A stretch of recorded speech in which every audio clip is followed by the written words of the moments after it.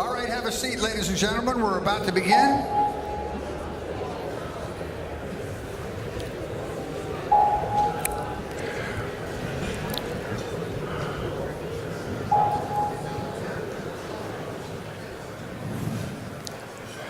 Our next session features a discussion about ocean desalination, and this is really a fascinating topic for those of us in Southern California because ever since the drought, our awareness about this as a potential has been heightened.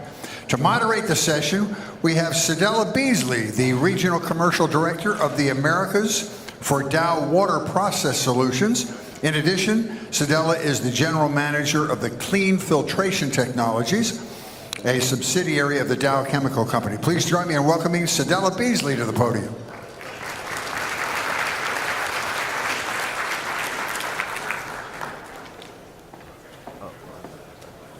Thanks, Fritz. Can you guys hear me okay? All right, very good. As Californians, actually I'm from Minnesota, but that's okay. It's warmer here, I like that. Invite me back in February, please.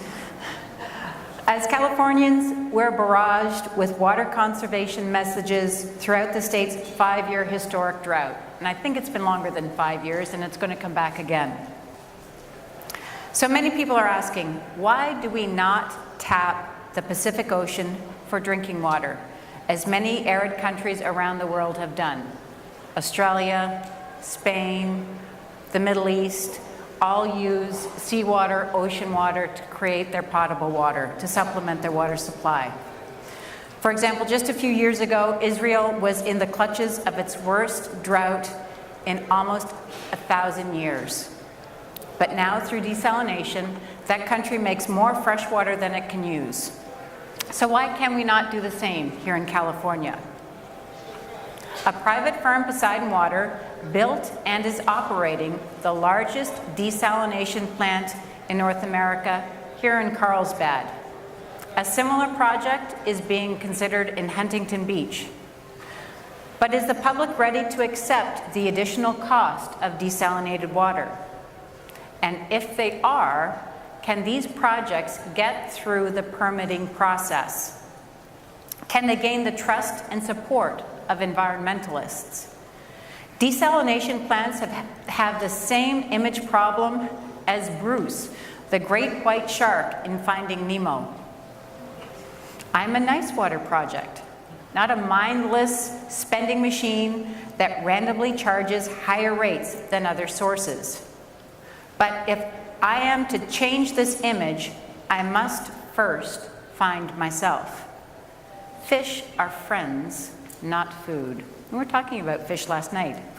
So in this session titled Under the Sea, we will hear about a community that built a desalination plant, mothballed it because they thought they were out of the drought, and then decided to bring it back online, as well as 2 other agencies trying to get their desalination plants built in their communities.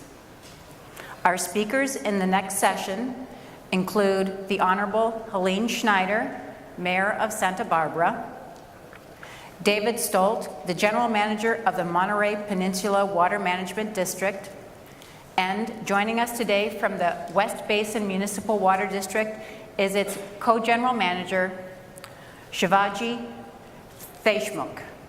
Please welcome our speakers to the stage.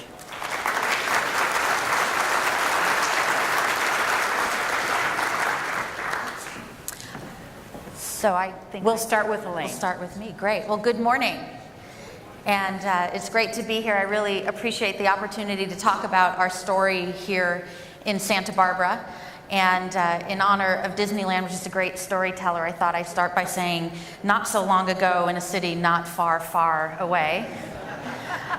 But what happened in Santa Barbara, and was mentioned that the city leaders back in the late 80s over the last drought had decided to go into desalination as one of many options.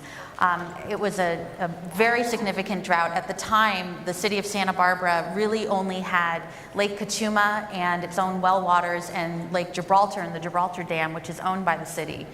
So at the same time, in 1989, both the city residents actually voted on both desalination and state water at the same time.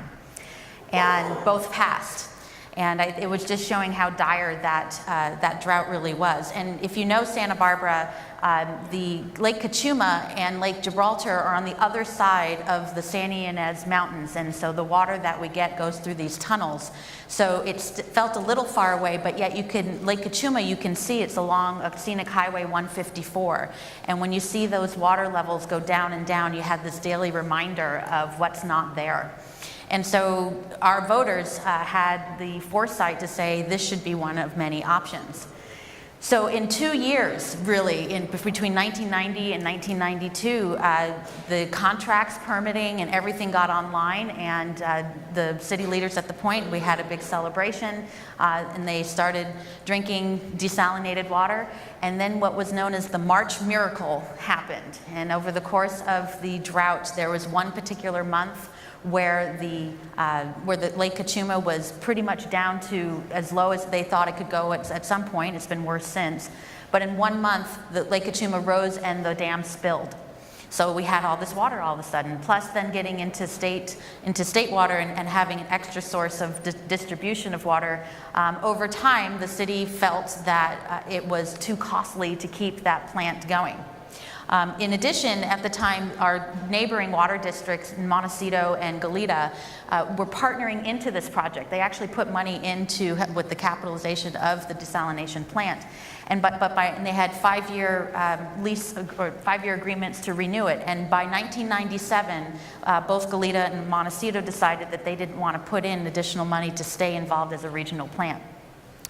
So for those reasons in particular, decided to say, you know, we'll keep the land. And I think the most important thing the city did at the time, besides just keeping the plant open, I guess hindsight, we could have said, well, maybe we should have kept the plant open all that time. But the city of Santa Barbara was very smart in that it kept its permits active and so kept those permits active, which really saved us this time around when it came around to bringing it back online. The membranes and filters were sold to a company in Saudi Arabia when they still had life to them, so we were actually able to sell those for a good amount of money that we then kept in the city as a contingency fund for when the next drought would happen, and we actually used those contingency funds in this last drought to help purchase other water that became very expensive.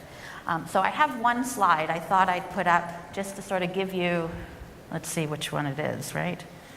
Oh, there it is. Fantastic. So just to give a little schematic about how this plant works. There's an intake valve off the shore near Stearns Wharf, if you know where that is, under the water. And this intake valve back in the original version was just basically a big pipe. Since then, we've upgraded the filtration part of it and having this filter. It's a 1 millimeter thick filter around the area, and also to try to reduce the impingement and entrainment. I'll tell you, as mayor, I feel like I got a master's degree in water stuff in the last few years dealing with water concerns. But then you can see, number one, it goes through the intake and then goes really through our wastewater treatment facility, and then and right across the street from our wastewater treatment facility is the desalination plant. It's right across a little street there, where then it goes to the filtration and the reverse osmosis system. The post-treatment, everything's taken out. We actually put some minerals back in, and then it goes into the water system, the desalinated water. The brine then goes back through our wastewater treatment facility, where it gets mixed into our treated wastewater and then slowly filtrated back out, as you can see on number 4 right there, about a couple miles out offshore. So the one concern about brine was it's mixed in with the treated wastewater that's already going out, so it's not, that salinity factor is actually quite reduced. So that was the system there. And so when it came time to the next drought, our Lake Deshmukh spilled. The last time it spilled was in 2011. And as we were getting into this drought, it was just getting worse and worse and a lot faster than we thought. As Fritz was mentioning earlier about the whole drought situation, we're still in a drought in the city of Santa Barbara. And we had one of the worst areas. I'd like to always think that Santa Barbara is exceptional, but when that term's used for the drought, I didn't really like it too much. But it was really quite a large impact and a big eye-opener in terms of where we were. And I think people knew that. They understood it. City of Santa Barbara and its residents were amazing when it came to conservation. We were one of the top water conservers in the state. With we reached up to close to 40%, and we're still currently around 36%. With our current drought situation, we're still aiming for a 30% conservation rate and are hitting that month after month. Even with the different messaging that we're now seeing throughout the state saying the drought is over, we're still trying to keep that message that the drought's still around here. So back in 2014, back in 2010, the City Council put together its updated water supply management plan. And desalination was always part of the equation, always part of that diversification of efforts. But it was always seen as the last resort. And we kept talking about that as a last resort. So when the drought was coming on, we went through conservation. We're talking about recycled water. We have state water. We have carryover water. We have Kachuma water. We have Gibraltar water. And we really were getting to that last resort and looking ahead about what it would take to get that desalination plant back online. We knew we needed to act and act fast. And so had to go through the Regional Water Quality Control Board and the Coastal Commission for a repair permit. And made some very significant efforts, worked with some experts in the field to help us navigate through that permitting process in getting the Coastal Commission, some of them very reluctantly, but ultimately unanimously approving a repair permit. And they knew that we had a vested right with this old facility. So we had the permits and we still had the land. The thought of even trying to find a plot of land for a new site for desalination, I think, would be almost impossible. And if we had to go through the permitting process, I think we would still be talking as opposed to building something because the rules have been changing. So that has been part of the issue. And I have to say, the council, through its staff, we would have monthly meetings at a council meeting about a drought update, and Desal was a part of that. So it brought it in the big picture, a big holistic approach about what we were doing in this drought. And we got to the point where we had to settle and vote on a $55 million contract to get through and construct this desalination plant. It was a design, build, operate contract with IDE, and it was a big deal. And literally the week or two before we were making this decision, we're hearing from Fritz and other people, the Godzilla of El Nino coming in the next time. And in the back of our minds, we're thinking of 25 years ago of the March Miracle and not wanting to have deja vu all over again. And that was, the council unanimously still said we need to do this. And I think two things have changed. One was, as was mentioned earlier, this idea that we're in a new normal, that these droughts are going to come and go and come again. And the thought of having to go through this kind of panic approach of mothballing and recommissioning something as significant as a desalination plant, we don't want to go through that over and over again. The other piece is, and we're still hoping to work on this, is that this is one of many parts of our water supply. And and we hope to make it more of a regional approach like we did 25 years ago. We're still in talks with the Montecito Water District, trying to figure out what we can do to make this something as an option, but not the option. And I think that constant messaging that this is one component of many really helped our residents understand the bigger picture. So, and I know we'll have questions earlier next time, but we are using it now. It got online about a month ago, and we're drinking. And we did one thing. We put it online about a week before we told people publicly that they were drinking desalinated water. And what we thought happened is once the media release went out, we got calls about, it's not tasting good, I don't feel well. It's like, well, you've been drinking it for a week now, so, so there was a little bit of that.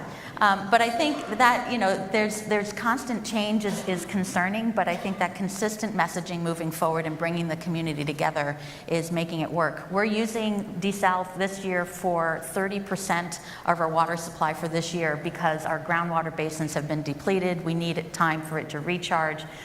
So we're very fortunate that we got this back online in time, and look forward to seeing how this will become part of our water supply on a regional basis in the future.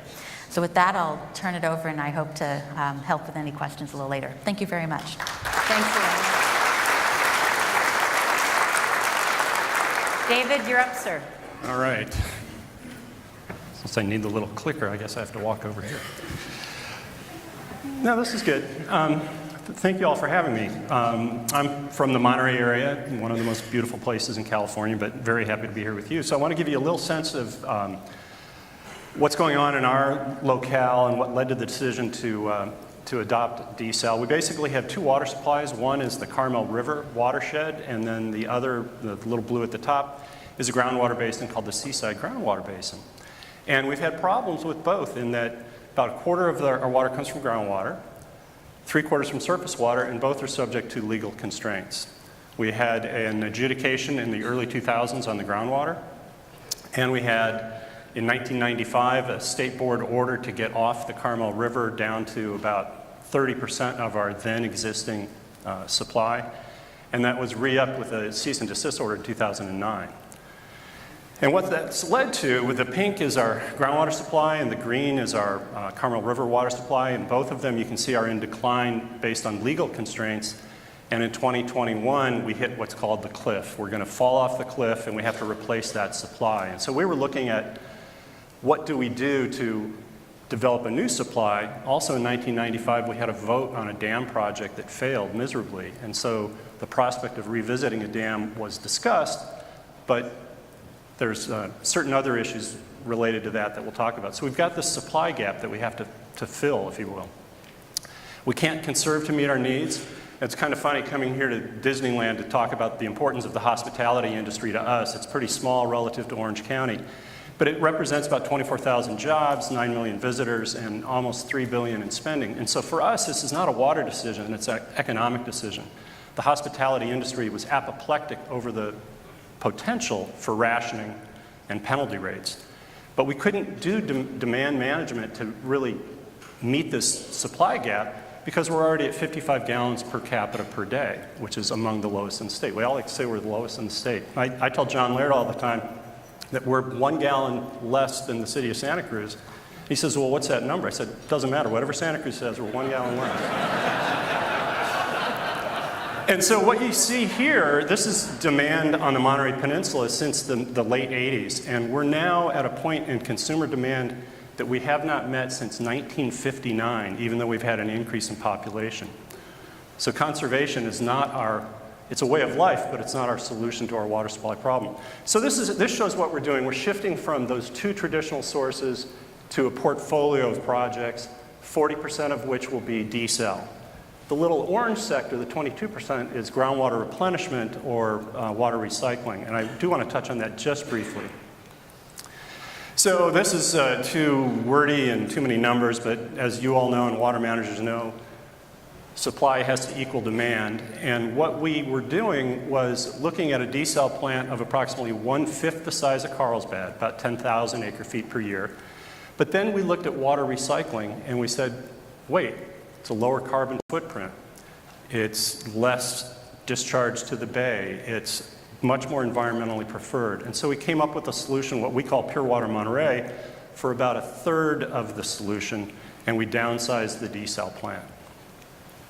Pure Water Monterey is a little bit different than what you're familiar with the Orange County Water Districts project in that yes, we have wastewater, but we're also using stormwater. We're using produce wash water. All your kids think that lettuce is actually grown in bags pre-washed. It's not the case. It was invented in Salinas. And then we're also grabbing irrigation return water. So after crops are irrigated, it goes through tile drains and into ditches and drains, and we're capturing some of that. And we actually had to apply to water rights at the state board for these impaired waters, but they're still surface waters of the state. This is just a view of the produce wash water. It's about 1 billion gallons a year just going out to percolation and evaporation with no beneficial use. And on the left, you can see the processing facilities. Absolutely increase the margins on lettuce product. We are the salad bowl of North America.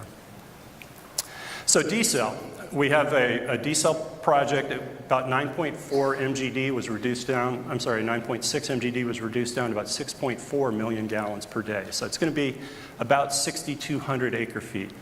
You know, small relative to what's going on in Carlsbad. The draft environmental impact report was out in March, and comments have been received. It looks like a blueprint for litigation. The final EIR will be out in November.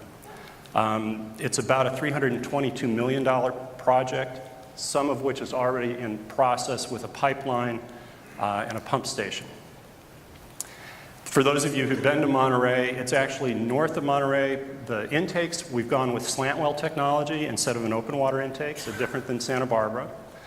And the reason for that, we'll talk about a little bit at the end of this presentation, but there will be a well field of intakes at about a 19-degree angle heading out towards the mean high tide mark.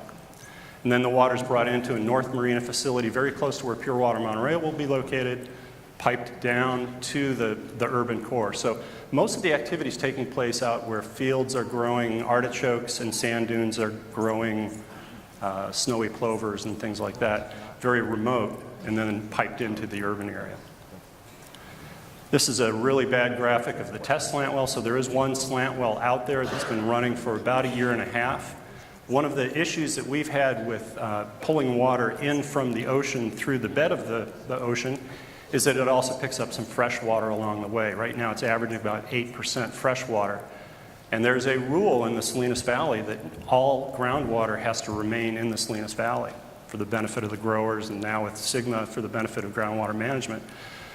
So that 8% fresh water actually has to be manufactured at the Desal plant and returned to the Salinas Valley. Schedule, Pure Water Monterey will come online in May of 2019, and then the Desal plant March of 2020. So that's our new approach to the portfolio, and these are some of the drivers for how we got there. We're an orphan community. No snowmelt, no Bay Delta connection, no Colorado River aqueduct.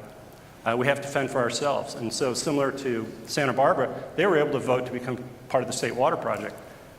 Not a position you really wanted to be in during the drought, of course, as all the contractors were backed off, but we don't have that option, so we have to fend for ourselves. I mentioned the failed dam project. We were told by National Marine Fisheries Service, NOAA, back in the late 90s that the steelhead was now a threatened species under the Endangered Species Act, and the likelihood of bringing a dam project back was very low. Ironically, the sustainable special at the Disney Napa Rose restaurant last night was steelhead.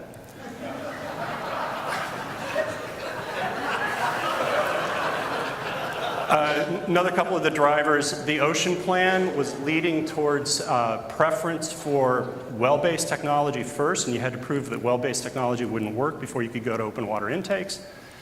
And we have a national marine sanctuary. So we were kind of making the decision to go with slant well technology even before looking at an open water intake, irrespective of the entrainment and impingement issues and wedge wire screening and so forth. We also had a simple issue of, we have a very active environmental community that was concerned about growth and water for growth. And as you can see with our lost supplies, all we're trying to do is replace the lost water, not develop new water so that we wouldn't have to go into litigation over land use issues. And then I mentioned the popularity of Pure Water Monterey led us to looking again at the Desal project and reducing it in size. And so when you reduce a Desal plant, we're actually going from $3,000 per acre foot water to $3,700 per acre foot water. And the decision to have more expensive Desal water was one because of the environmental benefits and the mitigations of the Pure Water Monterey project.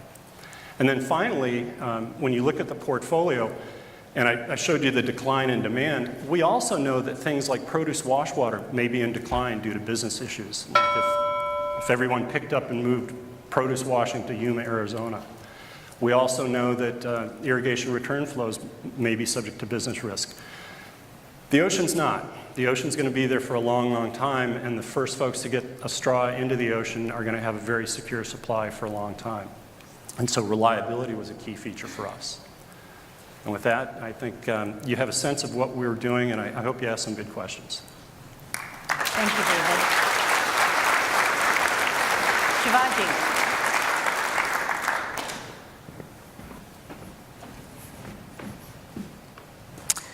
Before I begin, I just want to express our appreciation to the directors of both MODOC and OCWD for hosting this conference today, and also Mike Marcus for allowing West Basin to present our story.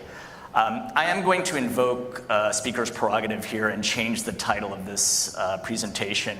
Why don't we call it today Ocean Desal, and can I clarify a few things?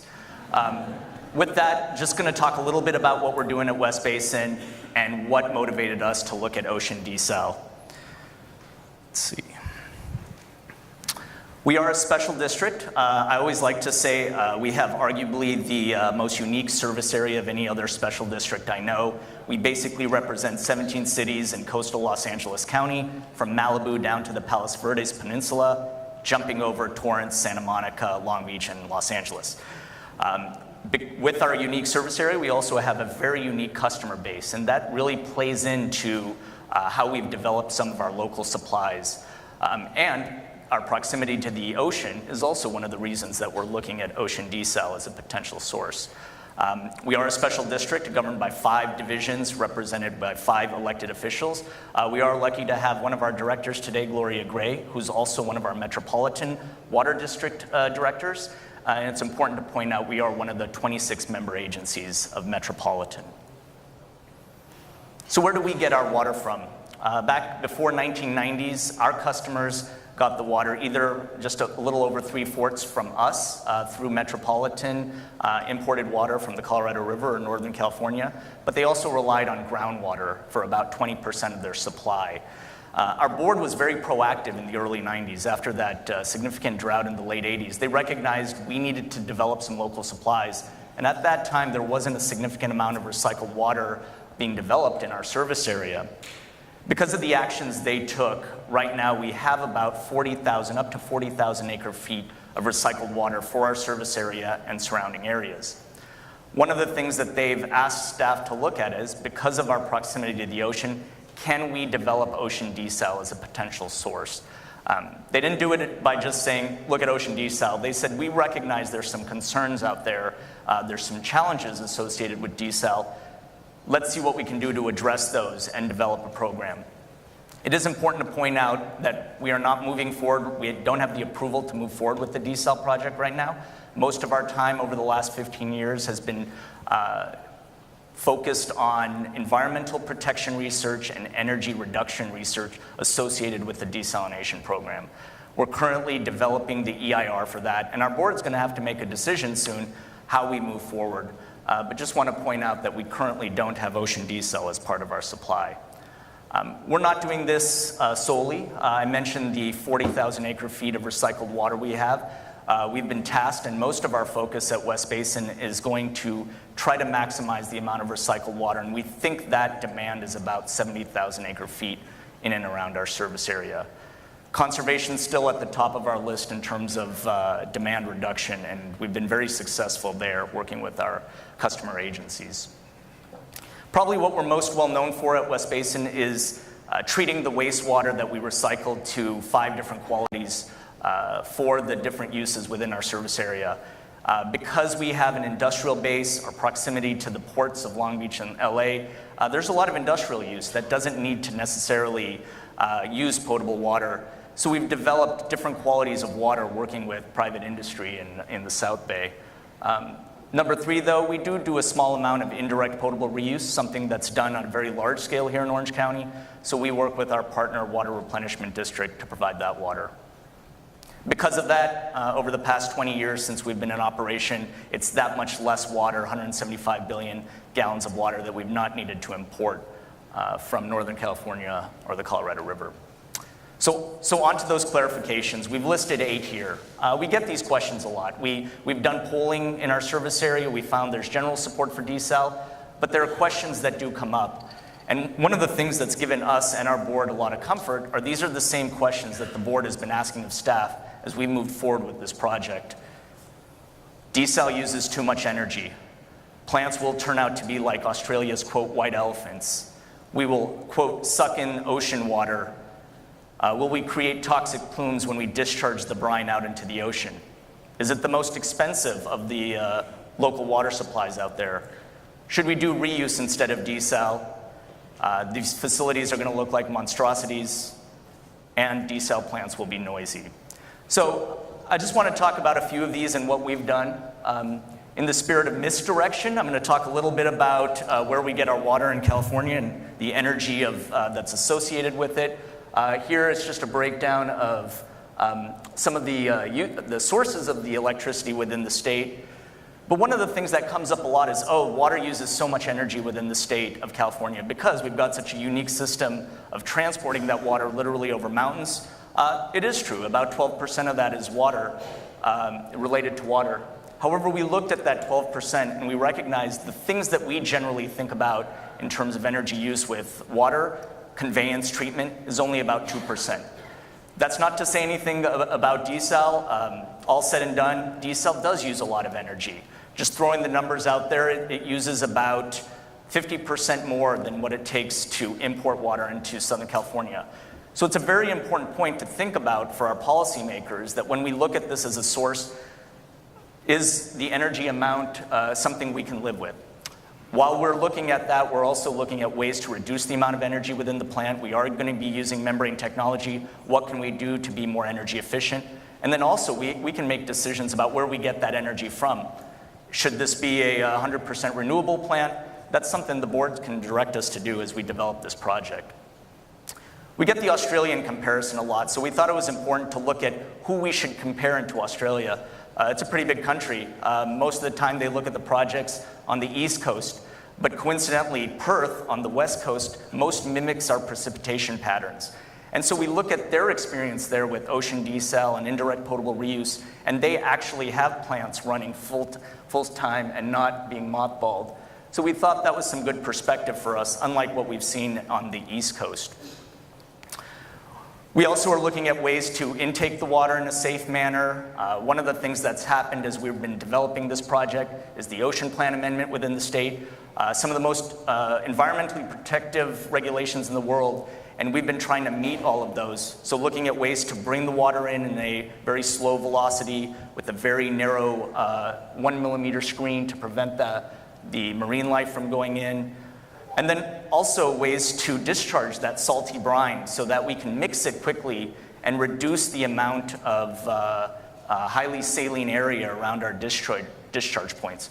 And here, these are a couple examples where we're learning from the industry, whether the intake testing that was done in Northern California or some of the different ways to discharge and get high mixing velocities that took place in Australia.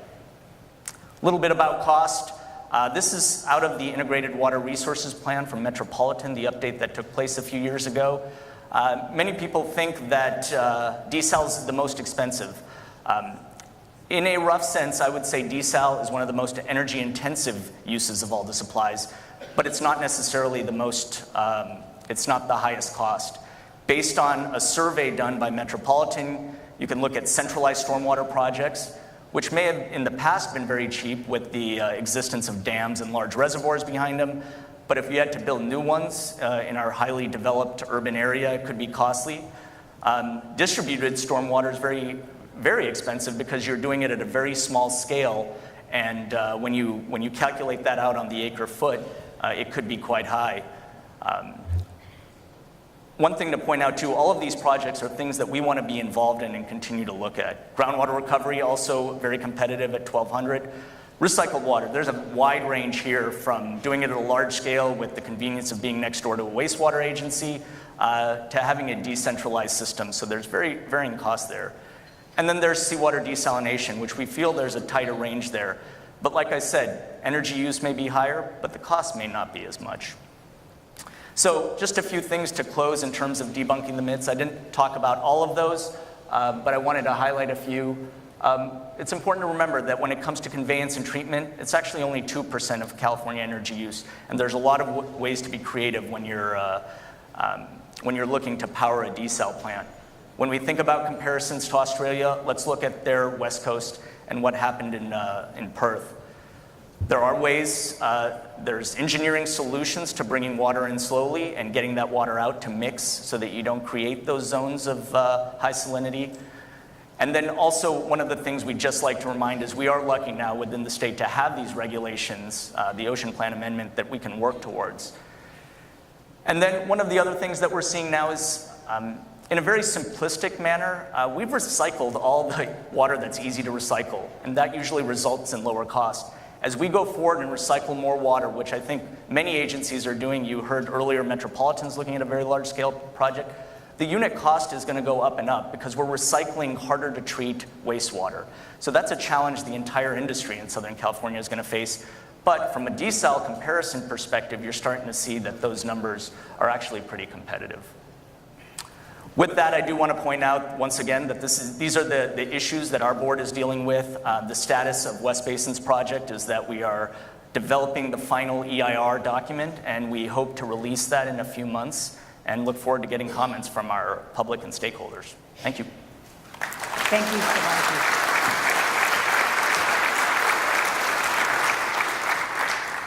And the adder onto that Thomas Edison quote is, that's why engineers are so smelly. The boy engineers. The girl engineers, we smell nice. I leave an impression. Sorry. Thank you all, speakers, for taking the time. A few questions to get things started.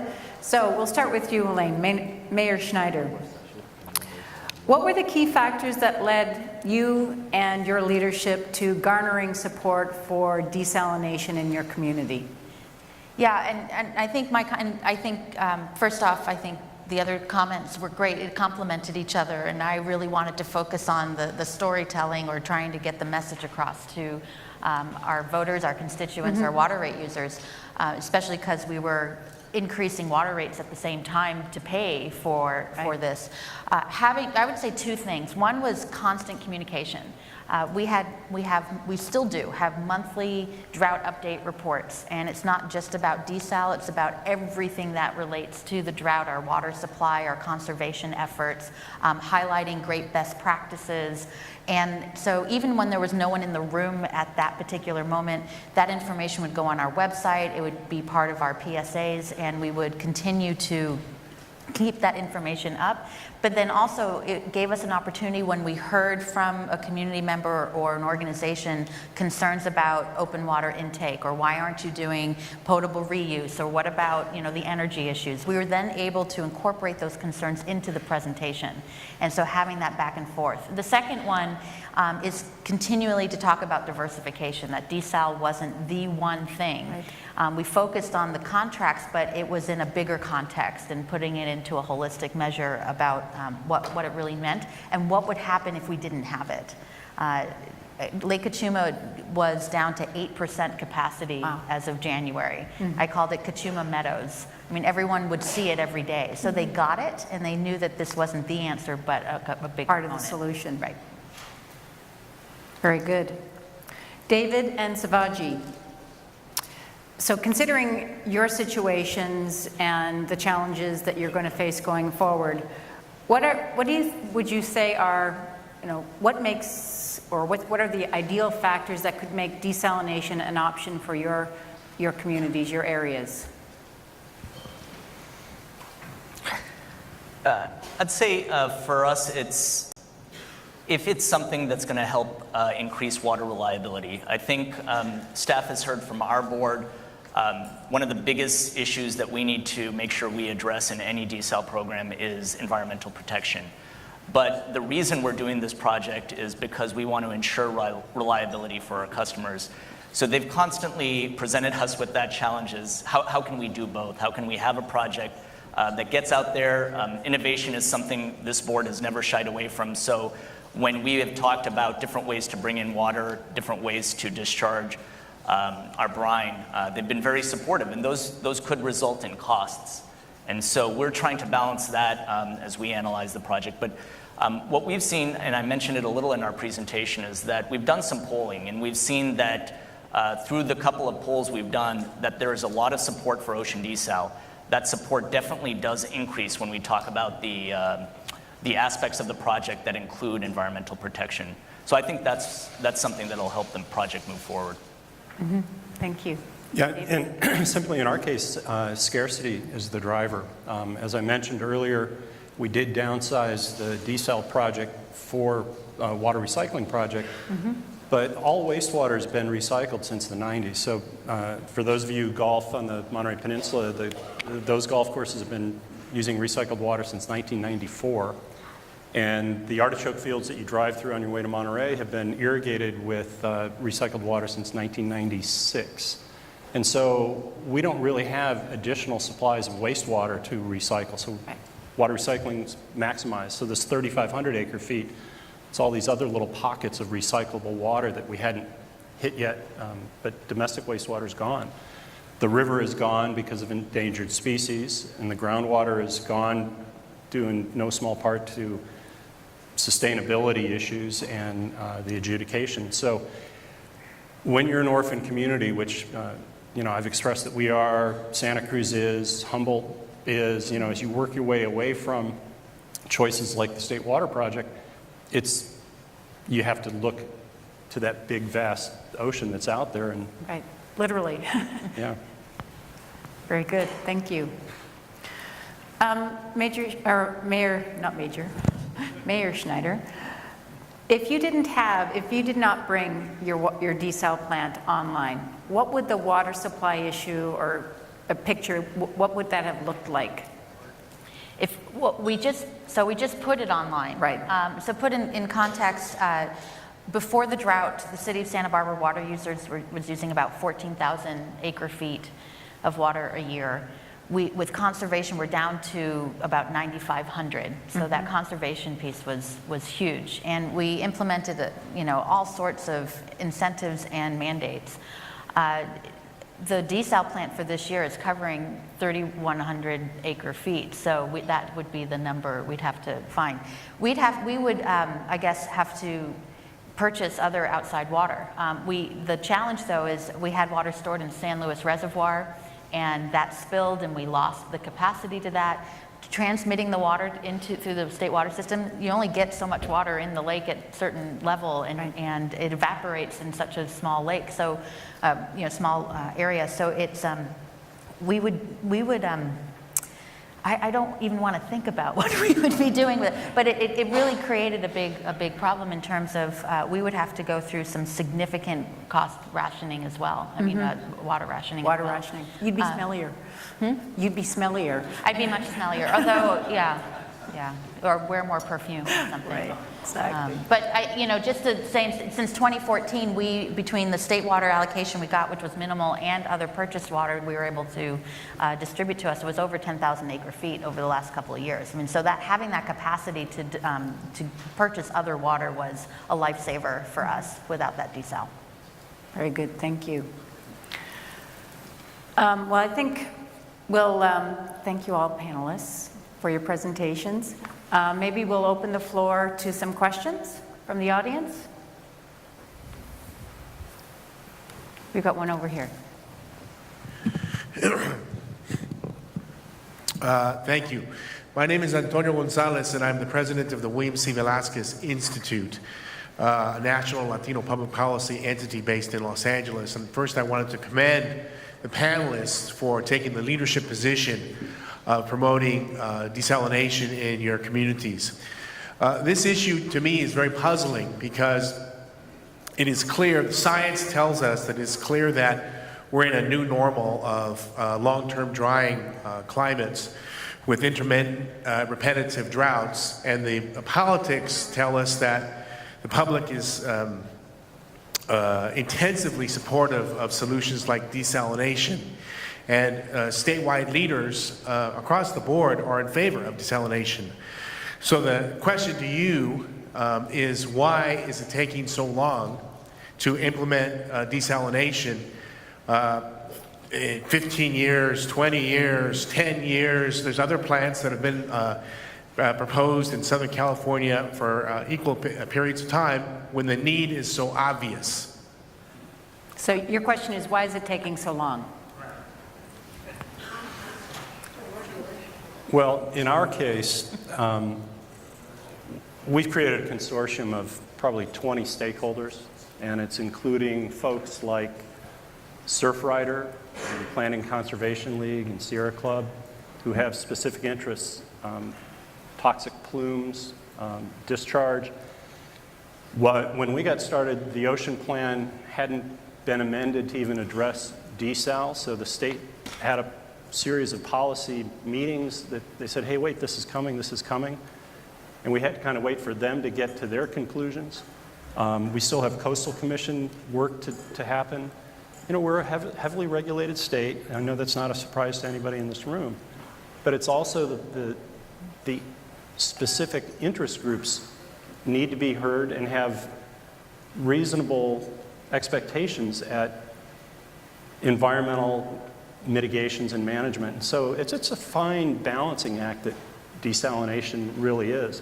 I mean, we're looking at, in our case, at land-based, well-based intakes, but imagine the Coastal Commission looking at desal for the long haul after 40 plus years of coastal property policy. Do they really want wellheads peppering the coast with access roads and screen fences and so forth? So at some point, the trade-off between state regulators' goals are going to come to a head as well. So I think that, you know, we always say it takes 10 years to build a project in California, and we're on our 15th. I'll just quickly add, I don't know if all the facts are readily available. One of the concerns that we hear is about open water intake and fish impingement and entrainment, and what about subsurface intake as a panacea, without really knowing the true nature of the effects of creating a subsurface intake facility and amount of movement that would need in order to even construct. And it's easy to kind of put a fear factor out there without the facts to follow it up. And that's why I think that constant communication and trying to be transparent and open about what you're trying to do has been helpful for us. But it certainly wasn't without people who were concerned or even didn't want to see this happen so quickly, but understood that the dire need for it. So, right. I would also add, I think the delay in desal in Southern California is a result of the success in developing other local supplies like recycled water. I think you can say 4 of some of the most groundbreaking recycled water projects have taken place in Southern California. And if you round up, like I usually do, to the nearest 100,000, that's 300,000 acre feet of recycled water that's produced in this area. We haven't needed to go to that, and I think because these special districts, these water districts, these agencies have developed those programs since the 1960s, the region has been in a good place and not needed to go there yet. So, and I'd just like, There you go. I'd just like to add to, Shivaji said he doesn't have his EIR out yet, and we've got ours. We got 91 comment letters. One of them was 122 pages long, and I affectionately call it the "here's how I'm going to sue you when I sue you" letter. And so, you know, we think we're making progress, and we don't really know yet. Well, I think, do we have time for one more question? We have one more question. I'm looking at Fritz. No? I don't know. I think, there's a lady who's very insistent. I know, that's why I'm asking the question. Please, you better One more answer her question. She'll send you a 122-page letter. I'm part of the public and very much against some of these desalination projects. For example, in the Orange County Water District, we have a huge water basin. For 50 years, we'll be forced into a contract. We may have to take that cleaned water and put it, get rid of it because you would have too much in a high water year. So I know this panel has been focused on how great it will be, but there are other opinions, and you can comment on that, but you might be out of time, so I got the last word. Who knows? Thank you for that. I'll very briefly, it's not the silver bullet, or it's not the panacea for the drought. It's one of many, many, many things, and every way that we get water to our tap has its energy component, has its environmental components, and I think that's the bigger picture that helps us figure out what the full portfolio really is. But I appreciate your comments. Thank you. Yes. Thank you for that last question. Thank you to our panelists, and appreciate the time this morning. Excellent job. Thank you. Hey, can I ask a question before you leave the stage? Thank you. If people ask me because for some odd reason they assume that I know things about water, and I don't. I know that if it comes from the sky and hits the ground, my responsibility stops. But everybody always talks about the successful desal in Israel. And they were one of the first to do it as a sort of a national mandate. And I've heard that it's really a product of numbers. When they decided to commit to that as a solution to the problem, now they're up to like 60% of their water is desal. So it's a product of numbers that makes it successful. Do any of you have an opinion about that? From what I know about the Israeli water picture, they're also very successful at water recycling. So they have that diverse portfolio, and I think they committed to, very innovative ways for their agriculture, maximizing the amount of recycling, and then making sure that they had a desal program to have something to recycle. Mm-hmm. So I think they did it all there. Thank you so much. Give them a big round of applause, folks. That was awesome. Great presentation.